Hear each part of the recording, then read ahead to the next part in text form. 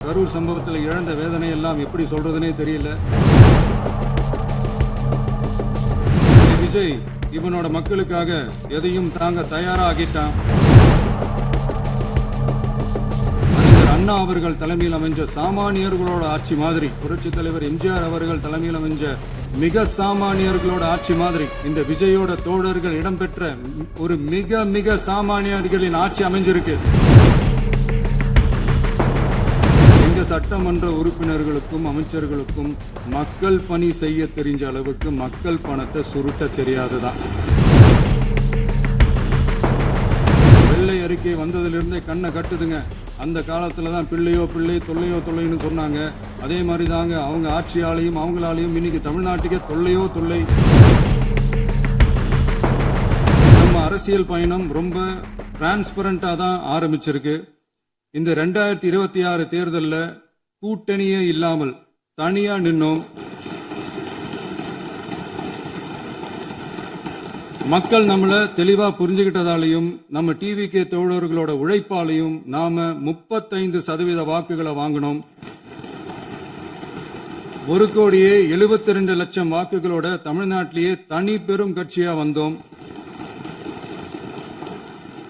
தமிழக மக்களாலையும் நம்மளோட ஆதரவு இயக்கங்களாலையும் இதோ இன்னைக்கு இங்க நம்ம டிவிகே ஆளும் கட்சியா உட்கார்ந்துருக்கிறோம். இந்த ஆளும் கட்சியா ஆனதும் அவ்வளவு சாதாரணமாலாம் நடந்துடல.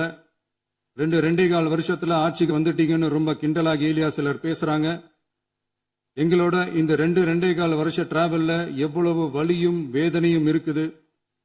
நம்மளோட மக்கள் சந்திப்புக்கே அவ்வளவு இடையூறு, அவ்வளவு தடைகள், ஊர் உலகத்துல யாருக்கும் இல்லாத ஒன்னா நமக்கு மட்டுமே தனியா ஸ்பெஷலா எக்ஸ்க்ளூசிவா நிறைய நிபந்தனைகள், நெருக்கடிகள், கட்டுப்பாடுகள், நம்மளை சந்திக்க வர்ற மக்களுக்கு சரியான பாதுகாப்பு இல்லாம, நம்ம கூட்ட நிகழ்ச்சிக்கு போதுமான பாதுகாப்பு இல்லாமன்னு இன்னும் வெளியே சொல்ல முடியாத நிறைய சூழ்ச்சிகள் எல்லாத்தையும் தாண்டி தான் நாம் இந்த இடத்துக்கு வந்திருக்கிறோம். But still miles to go. நம்ம டிராவல்ல எல்லாத்துக்கும் உச்சமா நம்மளோட சொந்தங்கள், நம்மளோட உறவுகள். 41 பேர் கரூர் சம்பவத்தில் இழந்த வேதனை எல்லாம் எப்படி சொல்றதுனே தெரியல. நம்ம மனசு விட்டு என்னைக்கும் அந்த வலியும் வேதனையும் நீங்கவே நீங்காது. அதுலயும் நம்ம மேலேயே பழி போட்ட கொடுமையெல்லாம் இருக்கும் பாருங்க, அதெல்லாம் வேற லெவலுங்க.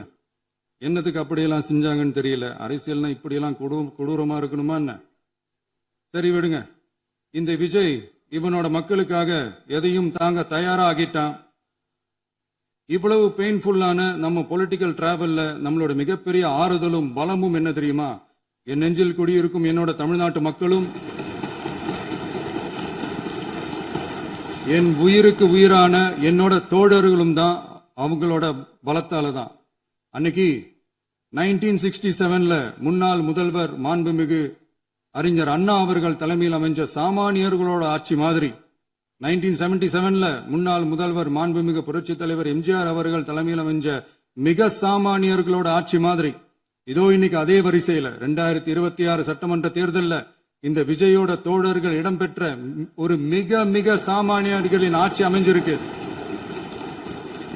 வாகை சூடும் வரலாறு திரும்பி இருக்கிறது. இப்படி ஒரு தீர்ப்பை மக்கள் அளிச்சதுனாலதான் தமிழக வரலாற்றில் ஒரு மகத்தான கூட்டணி ஆட்சியை நாம் அமைச்சிருக்கிறோம். இளைஞர்களால என்ன செய்ய முடியும், பெண்களால என்ன செய்ய முடியும்னு கேட்டவங்களுக்கான பதில் தான் இன்னைக்கு அமைஞ்சிருக்கிற நம்ம ஆட்சி.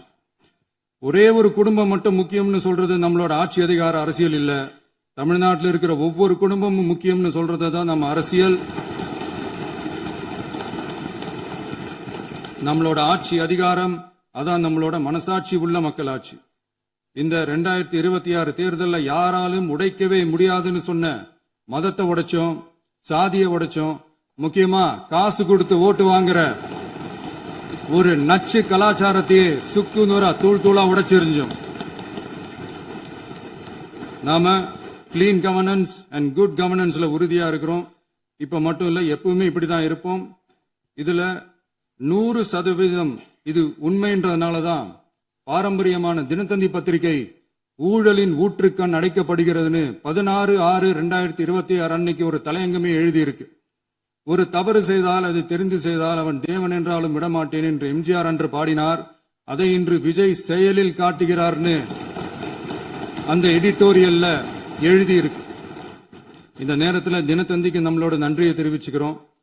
அரசியலுக்கு வந்து 2 வருஷம் தான் ஆகுது, உங்களுக்கு என்ன தெரியும், உங்களால என்ன முடியும்னு கேலியா கேட்டவங்களுக்கு தினத்தந்தியோட பதிலை இப்போதைக்கு போதும்னு நினைக்கிறேன். என்னென்னமோ செய்வான்னு சொல்றானே இந்த விஜய், பல வருஷமா இருக்கிற ஒரு பதவி வெறி பிடிச்ச அரசியலை உடைச்சி எப்படி செய்வான்னு நம்ம மக்களை யோசிச்சிருவாங்க. இதோ இப்போ நம்ம மக்களுக்கு புரிஞ்சிருக்கும். இப்பவும் சொல்றோம், இது வெறும் ஆரம்பம் தாங்க. இந்த மாபெரும் சபையிலிருந்து கேட்கிற மக்களே, நமக்கு கொஞ்சம் அவகாசம் கொடுங்க. இதுக்கு முன்னாடி, அதாவது 2017 கடைசியில இருந்து 2026 ஏப்ரல் வரைக்கும் இருந்த புண்ணியவான்கள் ஆட்சியில ஒவ்வொரு டிபார்ட்மெண்ட்லயும் போட்ட ஏராளமான ஓட்டைகளை அடைச்சிக்கிட்டே படிப்படியா மக்களுக்கு நல்லதையும் செஞ்சுக்கிட்டே வருவோம்.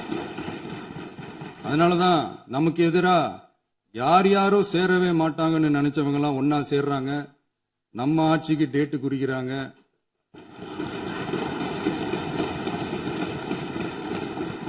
சரி, அவங்கள நம்ம மக்களே பார்த்துப்பாங்க, அது விடுங்க. நாம ஆட்சிக்கு வந்து சரியா 40 நாள் ஆகுது, அதுக்குள்ள என்ன செஞ்சீங்கன்னு கேக்குறாங்க. ஒரு லிஸ்ட் ஒன்னு சொல்றேன் கேளுங்க.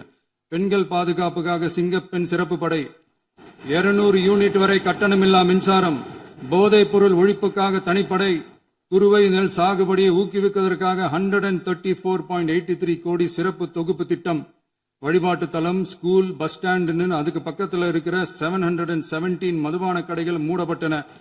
அங்க வேலையில் இருந்தவர்களுக்கு வேறு கடைகளில் வேலை, கவனிக்கப்படாமல் விடப்பட்ட அம்மா உணவகங்கள் புதுப்பிக்கப்பட்டன. பத்திரப்பதிவு துறையில் பகல் கொள்ளைக்கு புல் ஸ்டாப் வைக்கப்பட்டுள்ளது. வருகையில்லா ஆவண பதிவு முறை கொண்டு வர உத்தேசிக்கப்பட்ட செயல்பாட்டில் உள்ளது. அரசு மற்றும் தனியார் மருத்துவமனையில் ஸ்கேன் மையங்களில் கருவுறுவதற்கு முன் மற்றும் பின் ஏற்படும் தவறுகளை கண்காணிக்கவும், மருத்துவ நிறுவனம் முறைப்படுத்தும் சட்ட விதிகள் பின்பற்றப்படுகிறதா என கண்காணிக்கவும், மருத்துவ மற்றும் ஊரக பணிகள் இயக்கத்தின் பயன்பாட்டிற்காக 40 புதிய வாகனங்கள் வழங்கப்பட்டுள்ளது. கூட்டுறவு வங்கியின் ஏழை எளிய மக்கள் வாங்கிய கடனுக்கு முதல் முத்தாய்ப்பாக ரூபாய் 2045 கோடி தள்ளுபடி வழங்கி ஆணையிடப்பட்டுள்ளது. ஒன்றிய அரசிடம் கேட்டுக்கொண்டதற்கிணங்க கடந்த 2 வருடமாக நிறுத்தி வைக்கப்பட்ட இருந்த ஜல் ஜீவன் மிஷன் திட்டம் புதுப்பிக்கப்பட்டு ஜல் ஜீவன் மிஷன் திட்டம் 2.0 நடைமுறைக்கு கொண்டு வரப்பட்டுள்ளது.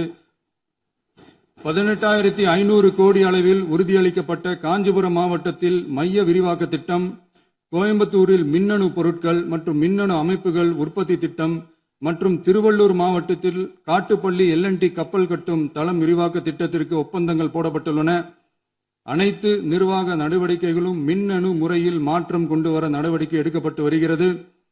சட்டவிரோத கல்குவாரி மற்றும் அனுமதியின்றி கனிமங்களை எடுத்துச் செல்வது தடுக்கப்பட்டுள்ளது. பல்வேறு குவாரிகள் சீல் வைக்கப்பட்டுள்ளன.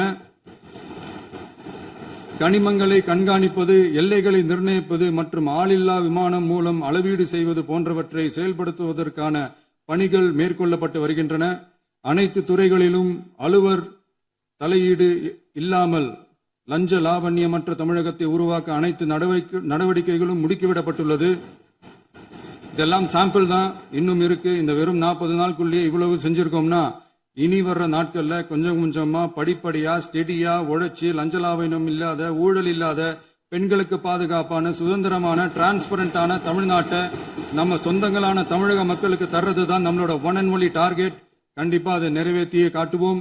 8 கோடி மக்கள் நம்மளோட இருக்கிறப்போ ஏங்க அதை செய்ய முடியாது? மாண்புமிகு பேரவைத் தலைவர் அவர்களே, தமிழ்நாட்டின் கருவூலம் எப்படி திசை மாறி உருமாறி தேய்ந்து ஓய்ந்து கிடைக்கிறதுன்னு சொன்னாங்க. திசை மாறி உருமாறி தேய்ந்து ஓய்ந்துன்னு வசனம் மாதிரி ரைமிங்கா இல்லாம வளமான இலக்கியமா இதே சபையில பேசினவங்களோட திறமையான ஆட்சியில நடந்த நிதி மேலாண்மையை பத்தி வெள்ளை அறிக்கையா வெளியிட்டோம். வெள்ளை அறிக்கை வந்ததிலிருந்தே கண்ணை கட்டுதுங்க. அந்த காலத்துலதான் பிள்ளையோ பிள்ளை தொல்லையோ தொல்லைன்னு சொன்னாங்க. அதே மாதிரி தாங்க அவங்க ஆட்சியாலையும் அவங்களாலையும் இன்னைக்கு தமிழ்நாட்டுக்கே தொல்லையோ தொல்லை. இப்படி ஒரு நிலைமையை உண்டாக்கி வச்சுட்டு இவங்க சொல்றாங்க நமக்கு ஆட்சி செய்ய தெரியாதுன்னு. நம்ம அமைச்சர்களுக்கும் நம்ம சட்டமன்ற உறுப்பினர்களுக்கும் ஒன்னும் தெரியாதுன்னு. ஆமாங்க, எங்களுக்கு தெரியாதுதான். எங்க சட்டமன்ற உறுப்பினர்களுக்கும் அமைச்சர்களுக்கும் மக்கள் பணி செய்ய தெரிஞ்ச அளவுக்கு மக்கள் பணத்தை சுருட்ட தெரியாதுதான்.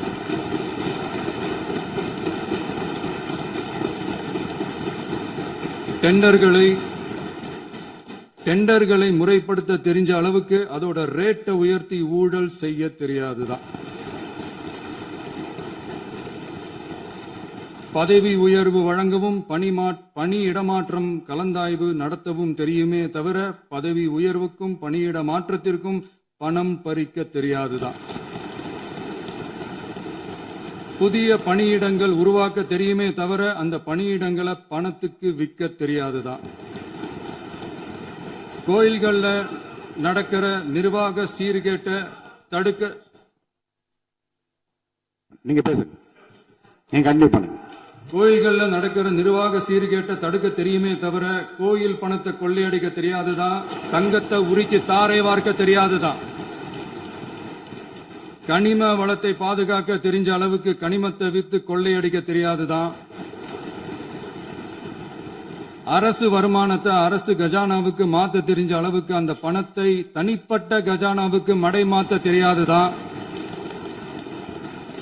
போதை கலாச்சாரத்தை தடுக்க தெரிஞ்சவங்களுக்கு போதை கலாச்சாரத்தை வளர்க்க தெரியாதுதான். நம்ம குடும்பத்தில் இருக்கிற பாட்டி, அம்மா, அக்கா, தங்கச்சி, குழந்தைங்களை, பெண்களை மதிக்க தெரிஞ்சவங்களுக்கு ஓசி பஸ், 1000 ரூபாய் கேஸ், இப்படியெல்லாம் பேச தெரியாதுதான். எங்க உறுப்பினர்களுக்கும் அமைச்சர்களுக்கும் மக்கள் சேவை தெரிந்த அளவிற்கு சுயநல தேவையை செஞ்சிக்க தெரியாதுதான். அதனாலதான் சொல்றோம், எங்களை பார்த்து எதுவும் தெரியாதுன்னு சொல்றவங்களுக்கு சொல்றோம், இதெல்லாம் எங்களுக்கு தெரியாதுதான். உங்களை மாதிரி முறைகேடுகளை செய்யறத நாங்க தெரிஞ்சுக்கவும் போறதில்ல, தெரிஞ்சுக்கவும் ஆசைப்படல. அத கடைசி வரைக்கும் எங்களுக்கு தெரியாமலே இருந்துட்டு போகட்டும். அதனால நாங்களும் எங்க மக்களும் வெரி வெரி ஹாப்பி தான். மாண்புமிகு பேரவைத் தலைவர் அவர்களே, எதிர்ப்பவர்கள் எதிர்க்கட்சி என்பதற்காக எங்கள் ஆட்சி மீது 1000 பழி போடலாம். ஆனாலும் தமிழக மக்களுக்கு உண்மையை உணர்த்த வேண்டியது நம்மளோட கடமை. மின்வெட்டை பொறுத்தவரை தமிழ்நாடு மின்மிகை மாநிலமாக இருந்தாலும் கடந்த காலங்களில் ஏற்பட்ட நிர்வாக குளறுபடிகளும் மின்சார சாதனங்கள் மற்றும் மின் மாற்றிகளில் ஏற்படும் பழுதாலும் வேண்டுமென்றே சிலரின் நடவடிக்கைகளாலும் இந்த மின்வெட்டிற்கு காரணமாக உள்ளது.